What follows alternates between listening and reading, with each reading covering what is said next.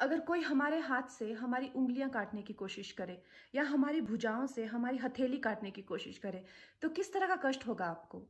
वही कष्ट पहुँचाया है चाइना ने हमें लद्दाख पर अपनी लालची नज़रें गड़ा के, और वहाँ हमारी सीमा का एक-एक इंच बचाते हुए हमारे 20 जवान शहीद हो गए हैं। क्या भूल पाएँगे आप उनकी माँओं के आँसू, उनकी विधवाओं की चीखें और उनके बच्चों के दिए हुए बलिदान को? क्या ये सोचना ठीक है कि सेनाओं का जो सरहदों पे जो युद्ध होता है, वो सिर्फ सेनाओं का होता है, वो सिर्फ सरकार का होता है? क्या उसमें हमारा कोई योगदान नहीं है?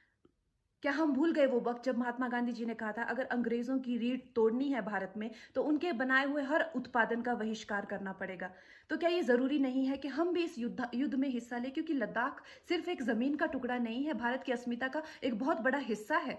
भारत की हथेली है, हम उसे किसी तरह से इस दुश्मनों के उनके गंदे इरादों में सफल नहीं होने दे सकते। तो क्या हम लोगों को इसमें हिस्सा नहीं लेना चाहिए कि जो चाइनीज़ जितनी भी गुड्स हैं, जितने भी उनके प्रोडक्ट्स हैं, जिन जिन भी कंपनीज़ में उन्होंने इन्वेस्ट किया हुआ है, उनसे उनको रिटर्न्स आते हैं, रेवेन्यूज़ आते हैं, ऑर्गेनाइजेशंस हैं, उन सब का बहिष्कार करें, ताकि वो उस संपत्ति से जो यहाँ से इंडिया से इकट्ठी करके जाते हैं, उस संपत्ति से हथियार खरीद के हमारे सैनिकों के सीने छन्नी करते हैं। तो क्या हम उन इस युद्ध में हम चाइना का साथ दे सकते हैं? आप बताइए।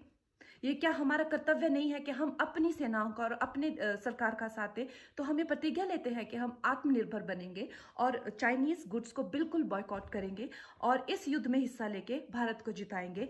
जय हिंद।